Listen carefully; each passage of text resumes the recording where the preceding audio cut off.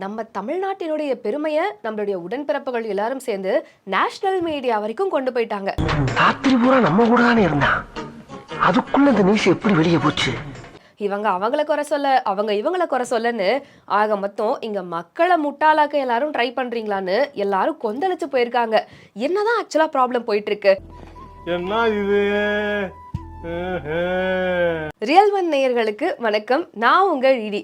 அரசியல் களத்துல இப்ப என்ன நடந்துட்டு இருக்கு அப்படின்னு பார்த்தோம்னா, சென்னையில இருக்கக்கூடிய பூக்கடை பகுதிகளில் தாவேகாவினர் சிலர் சர்வே எடுக்கிறதுக்காக போயிருக்காங்க. அதாவது உங்க குடும்பத்துல எத்தனை பேரு, நீங்க எத்தனை ஓட்ஸ் இருக்கு உங்களுக்கு, அதுல தாவேகாவுக்கு யாரெல்லாம் ஓட் போடுவீங்க அப்படிங்கறத கேட்கிற வகையில போயிருக்காங்க. அந்த இடத்துக்கு வந்த ஒரு சில திமுகவினர் ரொம்ப மோசமான தாக்குதல்ல ஈடுபட்டிருக்காங்க. இதுல அந்த சர்வே எடுக்கிற குழுவுல இருந்த 4 மாத கர்ப்பிணியும் தாக்கப்பட்டிருக்கார் அப்படிங்கிறது தான் இப்போ சென்சேஷனலா போயிட்டு இருக்கு. இந்த செய்தி தான் இன்னைக்கு வரைக்கும் நேஷனல் மீடியா கொண்டு பேசிக்கிட்டு இருக்காங்க.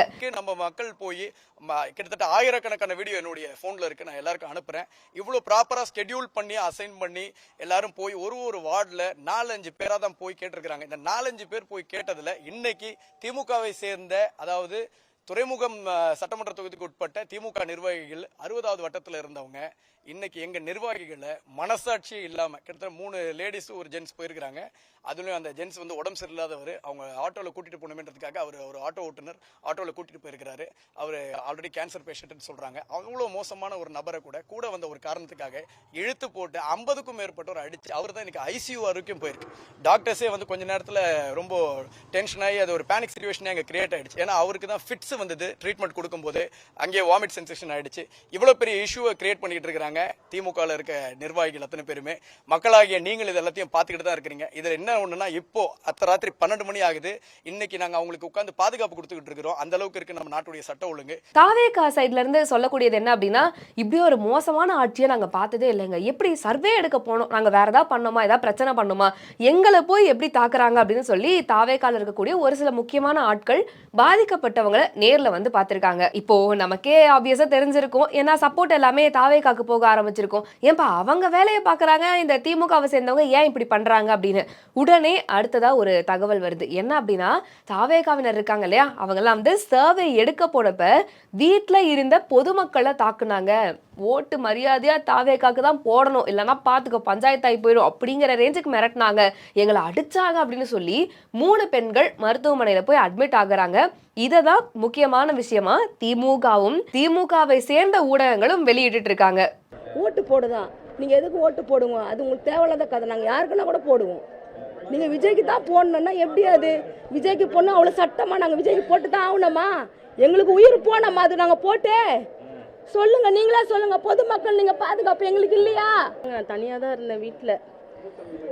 கதவு தட்டினாங்க, அத்துமீறி கொஞ்சம் உள்ளே வர ஆரம்பிச்சிட்டாங்க. ஏன் வீட்டு உள்ளெல்லாம் வராதிங்க, நான் தனியாக இருக்கேன், உள்ளே வராதிங்க அப்படின்னு சொன்னேன். அவங்க கேட்கல சார். அவங்க உள்ளே என்னென்ன இருக்குதுன்னு நான் பார்க்க போகிறேன். என்ன சார் இருக்குது உள்ளே? டவுல் போட்டுன்னு வராங்க சார், டிவி கேக்கு. வந்தவொடனையும் எத்தனை பேர் வீட்டில் ஆம்பளை பொம்பளைங்க இருக்கிறாங்கன்னு கேட்குறாங்க. ஆதார் கார்டு கேட்குறாங்க, ஜிபே நம்பர் கேட்குறாங்க. ஜிபே நம்பர் இருந்தால் சொல்லுங்கன்னு. சார் இதெல்லாம் எதுக்கு சார் நீங்கள் கேட்குறீங்க? வீட்டில் யாருமே இல்லை, நான் ஒரு லேடிஸ் தான் இருக்கிறேன். இத்தனை பேர் எதுக்கு கேட்குறீங்க? ஒரு 3 லேடிஸு 4 ஜென்ஸு. சரி, அதுக்கப்புறம் கேட்க அவங்க என்ன பண்ணிட்டான், ரொம்ப வாக்குவாதம் ஆயிடுச்சு.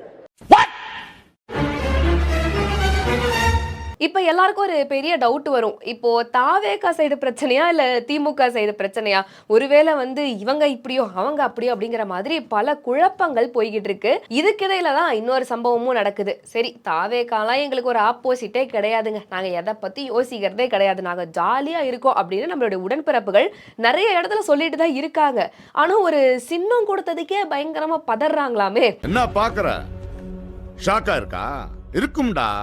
சின்னம் என்னமோ விசில்னு ஈஸியா சொல்லிட்டாங்க, அதை தாவேகாவினர் கூட பயன்படுத்துறாங்களோ இல்லையோ. ஏன்னா இந்த விசில் சின்னம் தான் தாவேகாக்குன்னு ஒதுக்கப்பட்ட அந்த நியூஸ் வெளிவந்த டைம்ல எல்லாருமே சொன்ன ஒரு விஷயம் என்ன, போச்சுடா விசில கொடுத்துட்டாங்களா, இனிமே தாவேகாவை சேர்ந்த எல்லாரும் எல்லா இடத்துலயும் விசில் அடிச்சுக்கிட்டே இருப்பாங்க. முக்கியமா நிர்வாகிகள், தாவேகாவை சேர்ந்தவங்க என்ன சொல்லுவாங்க, அணில்கள், இவங்க எல்லாரும் எல்லா பக்கமும் விசில் அடிச்சு மக்களை டிஸ்டர்ப் பண்ண போறாங்க அப்படிங்கிற மாதிரி நிறைய விஷயங்களை சொன்னாங்க. ஆனா ரியாலிட்டியில பார்த்தோம்னா தாவேகாவை சேர்ந்தவங்க அதை பண்றாங்களோ இல்லையோ, திமுகவை சேர்ந்தவங்க விசிலையே பேன் பண்ண ஸ்டார்ட் பண்ணிட்டாங்க.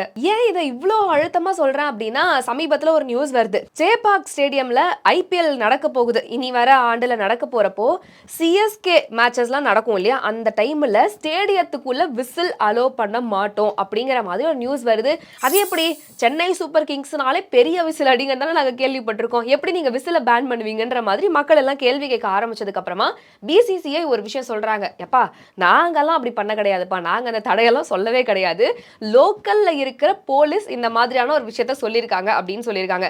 ஸோ இந்த தகவல் எப்படி வருது அப்படிங்கிறத பார்ப்போம். இன்னொரு பக்கம் பார்த்தோம்னா சிவகங்கை மாவட்டத்துல ஒரு நகர்மன்ற உறுப்பினர் ஒருத்தர், அவர் என்ன பண்ணிருக்காரு அப்படின்னா, தூய்மை பணியாளர்கள் இருப்பாங்க இல்லையா, அந்தந்த ஏரியாவுக்கு குப்பைகள் எல்லாம் கலெக்ட் பண்றவங்க, அவங்க காலையில என்ன பண்ணுவாங்க, விசில் அடிச்சுட்டு வந்துதான் குப்பைகளை கலெக்ட் பண்ணுவாங்க.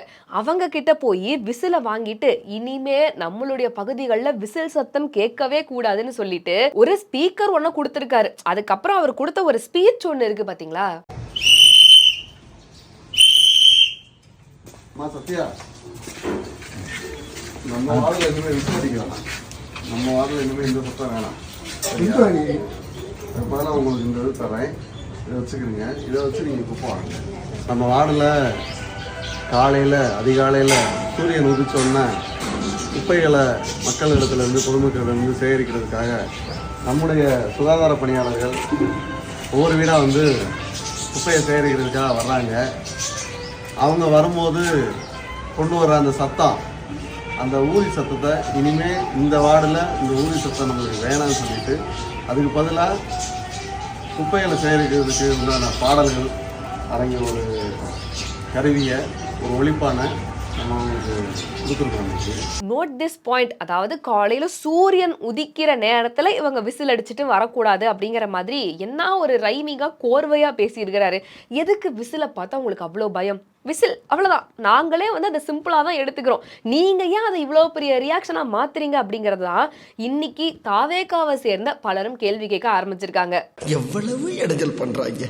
ஓகே, இப்போ வந்து பிரச்சனை எப்படி போய்கிட்டு இருக்கு அப்படின்னா, இந்த சென்னை இஷ்யூவை பொறுத்தளவுலையுமே திமுக மேல தப்பு இருக்கு, திமுக எங்க மேல தாக்குதல் நடத்தியிருக்காங்கன்னு தாவேகாவை சேர்ந்தவங்க எல்லாம் ஒரு பக்கம், இன்னொரு பக்கம் தாவேகா ரொம்ப மோசமா நடந்துக்கிட்டாங்க, சர்வேங்கிற பேர்ல எங்க எல்லாரையும் ஃபோர்ஸ் பண்ண ஸ்டார்ட் பண்ணிட்டாங்கன்னு சொல்லி அங்க இருக்கிற மக்கள் வந்து குற்றம் சொல்லியிருக்காங்க அப்படின்னு ஒரு பக்கமும் போய்கிட்டு இருக்கு.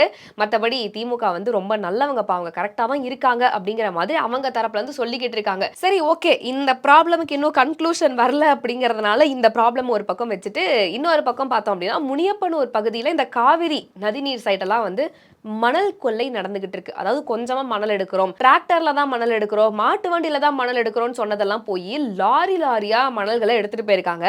நேத்து பார்த்தோம் அப்படின்னா அதை முன்னாள் அமைச்சரான திரு விஜயபாஸ்கர் அவர்கள் தடுத்து நிறுத்தி கேள்வி கேட்டிருக்கிறாங்க. உடனே திமுகவை சேர்ந்த பெண் நிர்வாகிகளே முன்னாடி வந்து நின்று அப்படிதான் எடுப்போம், என்ன பண்ணுவீங்க அப்படின்னு கத்தி இருக்கிறாங்கன்ற வீடியோ இப்போ பயங்கர வைரல் ஆயிட்டு இருக்கு. இது ஒரு சூப்பரான சம்பவமா? இன்னொரு சூப்பரான சம்பவம் என்ன அப்படின்னா, நம்ம எல்லாருக்குமே தெரியும், அசுத்தமான நகரங்கள்ல மதுரையை டாப் பொசிஷனுக்கு கொண்டு வந்த பெருமை கண்டிப்பா திமுகவையே சேரும். 10 அசுத்தமான நகரங்கள்ல முதலிடத்துல இருக்கிறது மதுரை தான். எப்பா, எங்களுடைய தூங்கா நகரான மதுரையை இப்படி ஆக்கி வச்சிருக்கீங்களேன்னு மக்கள் எல்லாம் ஃபீல் பண்ணிக்கிட்டு இருக்காங்க. அதே மாதிரி தான் பாஜகவினுடைய கவுன்சிலரான பூமாதேவி அவர்களும் வந்து அங்க போராட்டத்துக்கு ஸ்டார்ட் பண்ணியிருக்கிறாங்க. போராட்டம் கூட சொல்ல முடியாது, அவங்களுடைய கண்டனத்தை தெரிவிக்க ஆரம்பிச்சிருக்காங்க. உடனே திமுகவை சேர்ந்த நிர்வாகிகள் அவங்கள குண்டு கட்ட தூக்கிட்டு போயிட்டாங்க, வலுக்கட்டாயமா இழுத்துட்டு போயிட்டாங்கன்னு சொல்லி நிறைய தகவல்கள் இப்போ பரவ ஆரம்பிச்சிருக்கு.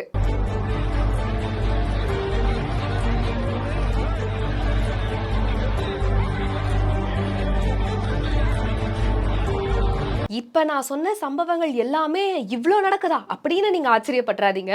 ஏன்னா இது எல்லாமே ஒரு சின்ன பாயிண்ட் தான், அந்த அளவுக்கு நிறைய விஷயங்கள் நடந்துகிட்டே இருக்கு. தினம் என்ன நடக்குது அப்படிங்கறத தவறாம நான் உங்களுக்கு அப்டேட் பண்றேன். பட் இருந்தாலும் இப்ப பரவலா பேசப்பட்டு இருக்கிறது, மீம்ஸா ஷேர் பண்ணக்கூடிய ஒரு ஃபன்னான விஷயம் என்ன அப்படின்னு பார்த்தோம்னா, இந்த விசில் தான். விசில் பிரச்சனை பெரும் பிரச்சனையாக உள்ளது அப்படிங்கிற மாதிரி இன்னும் கொஞ்ச நாள் போச்சுன்னா ஸ்கூலுக்குள்ள வந்து PT சார்ஸ் கூட யாருமே விசில் ஊதக்கூடாதுன்னு ஒரு கண்டிஷனை போட்டுருவாங்க போலப்பா. அந்த அளவுக்கு இருக்கும் போல அப்படிங்கிற மாதிரி இப்போ நிறைய ட்ரோல்ஸ்லாம் வர ஆரம்பிச்சிருச்சு. அவங்கள கலாய்க்க போய் கடைசியில நீங்களே மாட்டிக்கிட்டீங்களே அப்படிங்கிற மாதிரி நிறைய ட்ரோல்லாம் பண்ணிட்டு இருக்காங்க. ஸோ ஓவராலா இது எல்லாத்தையும் பார்க்குறப்ப உங்களுடைய பார்வை என்னவா இருக்கு? திமுக வந்து பயந்துட்டாங்க விசில பார்த்து அப்படின்னு ஒரு ஸ்டேட்மெண்ட் சொல்றாங்களே, அது உண்மைன்னு நீங்க நம்புறீங்களா? இல்ல கிடையாது, கண்டிப்பா தாவேகா சைடு தான் பிரச்சனை இருக்குன்ற மாதிரி ஒரு கருத்து கணிப்பும் வருது. அதை நீங்க நம்புறீங்களா அப்படிங்கறத மறக்காம கமெண்ட்ஸ்ல சொல்லுங்க. அண்ட் இந்த மாதிரி தான் தமிழகத்துல பல பிரச்சனைகள் போய்கிட்டு இருக்கு. தூங்கா நகரத்தை இப்படி அசுத்த நகரமா மாத்திட்டாங்க. இது மட்டும் கிடையாது டிடி, இன்னும் நிறைய விஷயங்கள் நடக்குது. ஒரே வரியில சொல்றேன் பாரு அப்படின்னு நினைச்சீங்கனாலும் மறக்காம உங்களுடைய கருத்துக்களை நீங்க கமெண்ட்ஸ்ல சொல்லலாம்.